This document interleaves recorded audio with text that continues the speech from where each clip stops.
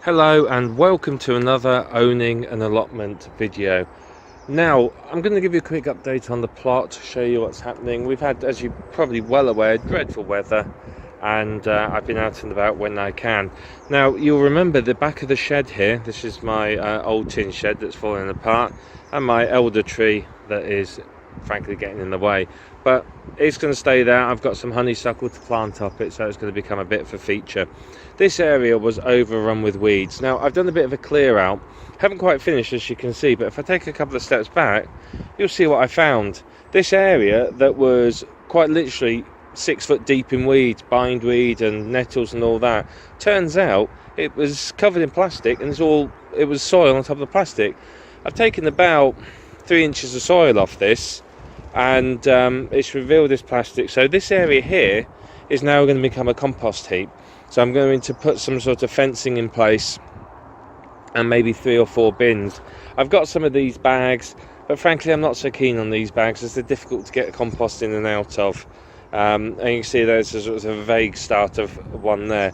But I'm going to build that up and finish clearing this, and you can see down here just how weedy this area is. So all of this needs weeding out, and these bags, there's 1, 2, 3, 4, about 5 or 6 of them, were all chucked over here full of rubbish and who knows what else. It was an absolute dreadful state. So I've dragged those out. They're all going to get taken to the tip at some point, and this is all going to get cleared up, and it's going to get a proper path put down on it and all tidied and neatened up, because this is going to become quite a high traffic area where I'm going to build my compost.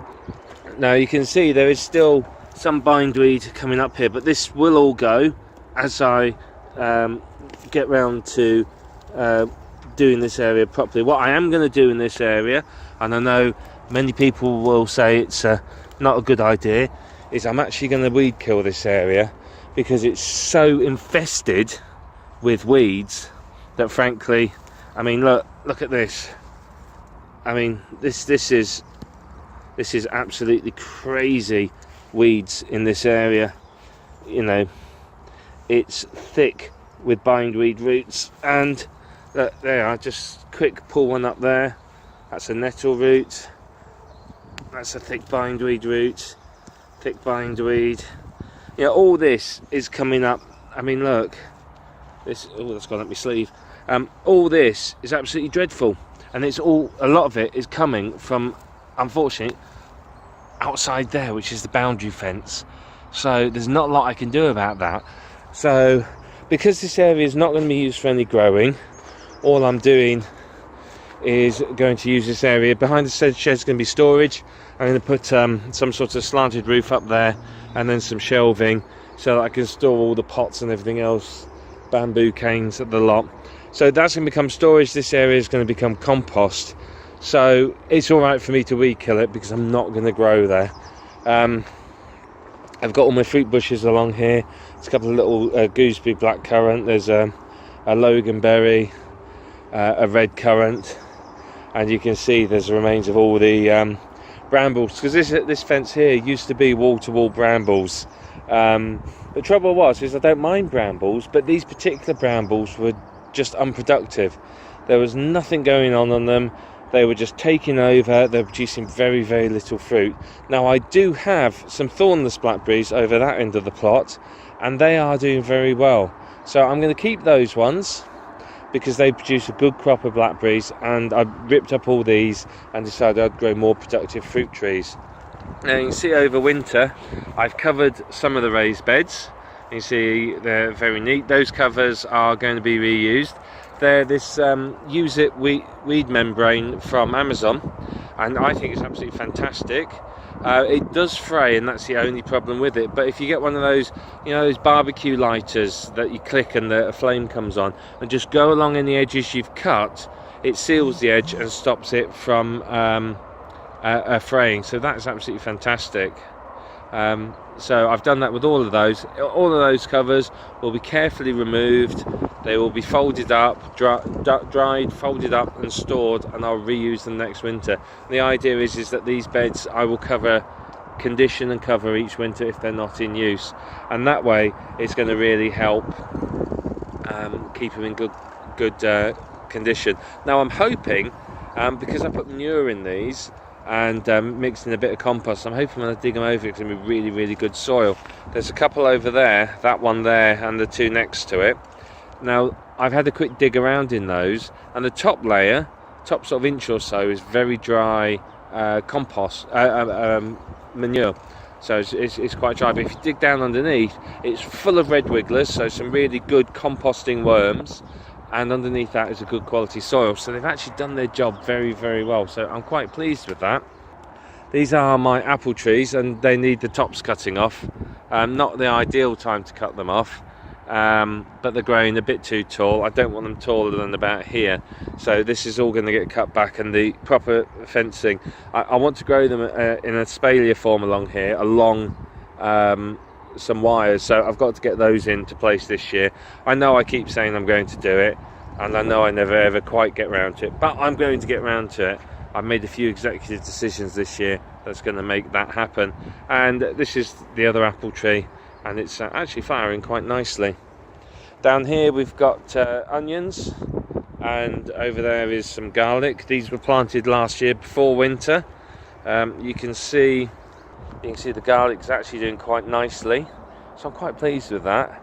I'm hoping that this year, I've got to weed it obviously, I'm hoping that this year I'm going to get some really, really good quality garlic out of here. The last couple of years it's been quite small, and I think that's been because I've not planted it early enough. This went in about October, and for the first time ever it's actually survived over winter. Usually it dies off. We've had quite a cold winter, so I know garlic needs that cold in order for it to form the bulbs, so fingers crossed there that that's actually going to happen. Now I built these last year, some of you might remember them. These I've populated with strawberries. Unfortunately, quite a lot of the strawberry plants have died over winter, but there are some that are coming back to life, so I'm going to keep an eye on these and replant where I need to. But the one downside of these is they don't retain water very well. So I do need to make sure that I come down and water them regularly. Rhubarb is doing its thing as always. Rhubarb, like you well know, goes absolutely crazy. It's grown lovely. I've had some already, and I've got lots more to pick, so I'm enjoying all that. Now this area here was my brassica bed. I've not picked some of them, and a few of them, as you can see, they're going to flower and seed. So all of these are going to come up, and I'm going to get rid of them all. And I might well actually plant potatoes down this side this year, purely because I don't really have anywhere else to plant the potatoes. So they're likely to go in there. I know I'm quite late with them. I'm still not sure if I'm even going to bother with potatoes this year, because I've got so much to do on the plot. I really want to try and get all the structure right and get it all sorted and looking good. Now over here, this is the sort of real weedy area, and I have tackled a lot of the debris that's here. You can see my fire cage there. I had a big fire the other day, burnt an awful lot of wood, and I got rid of a lot of stuff. So it's now a lot clearer than it was. There's piles and piles of wood. I'd cut back that elderberry tree down the back there. I had big branches from that. I found logs all over the place. I'm still clearing the rubbish from the previous tenant. It's a nightmare. It really, really is. It's so difficult dealing with all the rubbish that's been left behind. And you can see there's still sort of piles there. Some of that though may well be useful, which is why it's still there. There's various trays, plant trays, bits of wood. There's most of it. I think there's a complete greenhouse there from the looks of that. And some piping and tubing and stuff like that. So all of that I've considered useful, but most of the rest of it has gone to the tips. I've still got a few more tip runs to do, but I will get round to those. Now I've taken an executive decision this year. I've managed to break some toes. It's quite a comic story involving cats, and that means that it's quite painful for me to dig at the moment. It's going to be a few weeks before they're all right, But I went to a talk by Charles Dowding early in the year. Now he's the chap that does no-dig gardening, and I was quite interested in it, and to be fair, very, very interested. So I thought, well, I've got this area here, and you can see, I mean, look at the state of it. It's full of weeds, absolutely full of weeds. That's all rubbish for the tip, by the way, so that's going to go soon. That's absolutely full of weeds, and I thought, I can't dig it all over, and I can't let it get out of control like it did last year. So what I've done is I've decided I'm going to do a bit of no dig. So what I've done is I've got a lot of cardboard, and I thought I had a lot of cardboard, but it's surprising how little distance cardboard covers. But I've got some cardboard, I've got more in the shed, and I'm going to get some more. And I'm going to cover all this area all the way round there, down here, and maybe over there as well. But I've got some sweet corn to plant out that might go there. But anyway, I haven't got compost. I certainly can't afford to go and pay £50 a tonne for compost, which doesn't go as far as you think it would. So rather than stress about digging all this area and getting all this done and trying to do everything and not have time to do it, what I've decided I'm going to do is I'm going to cover all this, and I'm going to do it no dig. So I'm going to put down cardboard, I'm going to cover it with a good thick layer of manure. Unfortunately, it's quite fresh. That's the downside. However, that isn't necessarily a problem. It just means I've got to leave it for longer. So my plan is I'm going to cover all this, and I am going to leave it until next season. So I'm not going to grow in any of this year, and I'm hoping that by covering it, it's going to take care of the grass and all the other weeds that I've got here, and by next year it's going to be nice, decent quality soil, so I can then continue to practice no dig after that. But for this year, I have not got the time to deal with all this, so rather than let it all go to rack and ruin and look dreadful, I'm going to cover the whole lot, and we're going to try a no dig experiment. And whilst the no dig's going on, I'm going to be uncovering these areas, seeing what's underneath, maybe using them. But I know there's plastic membranes under both of these. There's plastic membrane over there. So I need to uncover all this, find out what's underneath. I know this end over here, let's just get back down here, so I'm trying not to damage my foot as I walk along the uneven surface. I know this area here, having spoken to my allotment neighbour who's been on the site for about 40 years, she said to me that this end here has never ever actually been worked. So this soil here is incredibly compacted and in very, very poor condition, because it's not being used and looked after or turned or anything at all. So what I'm going to do is I'm going to put raised beds in here. I'm going to put the cardboard in the bottom, fill them up with manure, compost, and then we're going to practice no dig all in these raised beds as well, purely because it's going to be a lot easier for me. Now over here, I don't know whether you can see from here, but in the corner just about there is the remains of my rosemary bush. I had a beautiful big rosemary plant there, and it's died over winter.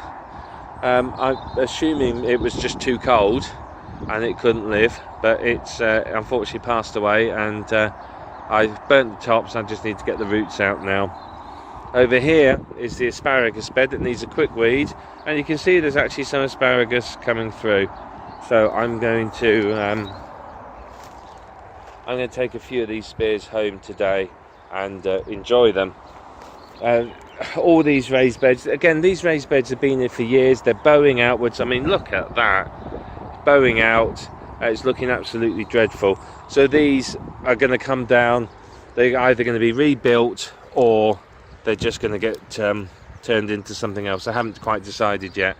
Now, I did a fruit tree grafting course as well earlier in the year, and I didn't have anywhere to plant the fruit trees ready, so I just chucked them in the ground here. And you can see this one, unfortunately, all the labels have come off, which is a bit of a problem. The labels have all that's a blenheim, so let's remember this one on the left's a blenheim. I need to remember that. And then there's two others there, and they're all starting to come to life. So these are starting to come to life and looking quite good. So I'm going to find homes for these apples. There's some unusual varieties, and they're going to get planted probably along one of the perimeters, and we'll go from there. And finally, in this bed here, couple of bits and pieces, mainly some weeds. There's the weeds gone.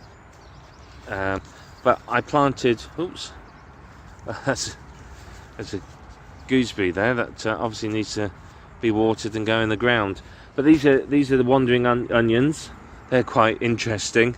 They lean over and wander, so I've got some of those, and I put a couple of what do you call them, blueberries in this bed as well, because I thought that'd be quite nice to contain a couple of blueberries.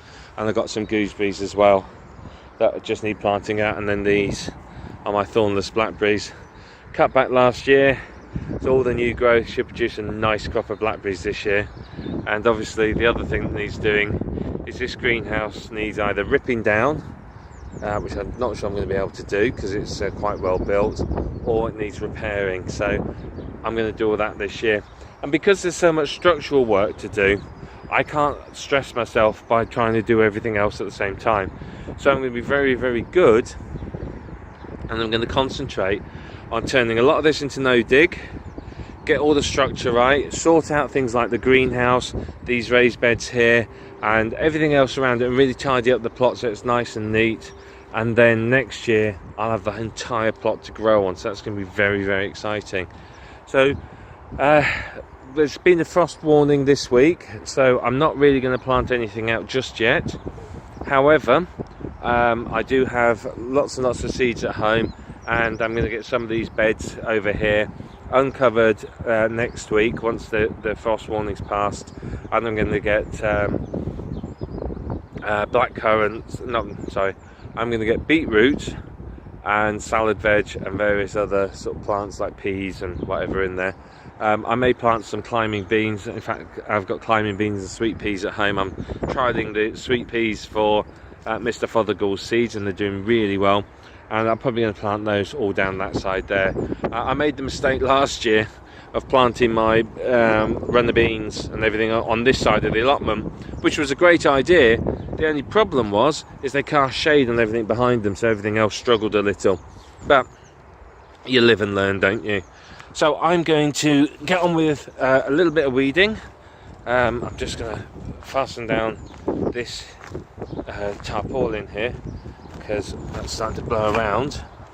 So I'm going to do a little bit of weeding. I'm going to try and clear this area, clear the asparagus bed, weed the onions and garlic. They don't like competition. Once all that's done, I'm going to go back and do some of the no-dig gardening, get that bed sorted, and that should keep me quiet today. I'm fingers crossed the weather holds off. Like I said, there's rain and all sorts of other things predicted this week, so fingers crossed none of that arrives. But I'm going to get clearing my plot, tidying it up, starting to make it look nice. So let me know how you're getting on. Let me know if you've got any gardening questions whatsoever. I'm happy to help and try and answer them as best I can, and I will look forward to speaking to you very, very soon. Happy gardening.